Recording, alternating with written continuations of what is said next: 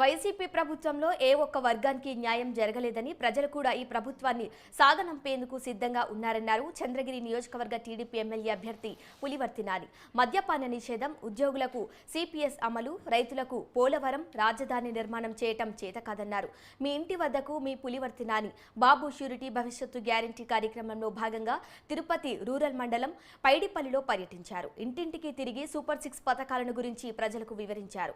అవకాశం ఇస్తే అండగా నిలుస్తానని, చంద్రగిరి నియోజకవర్గం అభివృద్ధియే నా ధ్యాస, ఊపిరి అని గెలిపించాలని ఆయన కోరారు.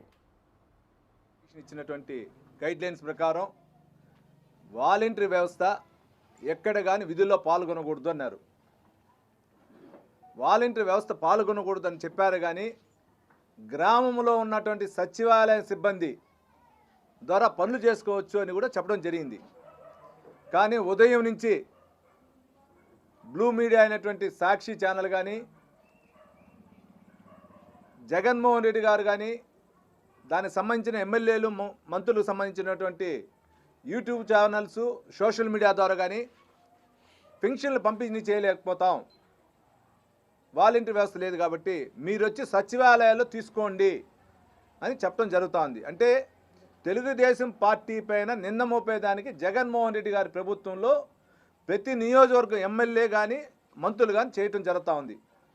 మీ ద్వారా చంద్రగిరి నియోజకవర్గం సంబంధించిన ఎమ్మెల్యే భాస్కర్ రెడ్డికి ఒకే చూసిన సూటి ప్రశ్న, నువ్వు కట్టించినటువంటి సచివాలయాలు వీధి వీధిలో గ్రామ పంచాయతీలు అన్ని చోట్ల ఉన్నాయి. జగన్మోహన్ రెడ్డి గారు ఇచ్చినటువంటి సచివాలయం సిబ్బంది చాలామంది ఉన్నారు. ఆ సచివాలయం సిబ్బంది ద్వారా మీరు ప్రతి ఇంటికి పెన్షన్లు ఇవ్వచ్చు. వాలంటరీ వ్యవస్థ లేకపోయినా ప్రతి సచివాలయంలో 10 నుంచి 15 మంది ఉంటారు. వారి ద్వారా ప్రతి పంచాయతీలో కూడా మీరు ఇవ్వచ్చు. కానీ ఇచ్చేదానికి డబ్బు లేదు మీ దగ్గర. పెన్షన్లు ఇవ్వాలంటే డబ్బులే. ఆ సాకు చూపించి తెలుగుదేశం పార్టీ పైన, చంద్రబాబు నాయుడు గారి పైన నింద మోపాలని మీరు అనుకుంటున్నారు. సిద్ధం సభకి కానీ, సిద్ధం బస్సు యాత్రకి మొత్తం ఉన్న డబ్బులు వాడేశారు. ఈరోజు రాష్ట్ర ప్రభుత్వంలో ఖజానా ఖాళీ అయింది. రేపు ఏదైనా ఆరోగ్యశ్రీ బిల్లులు ఇవ్వాలన్నా డబ్బులే. వరదలు లేదన్నా చిన్న చిన్న ప్రకృతికి సంబంధించినటువంటి ఏదైనా పరిస్థితులు జరిగినా మీద డబ్బు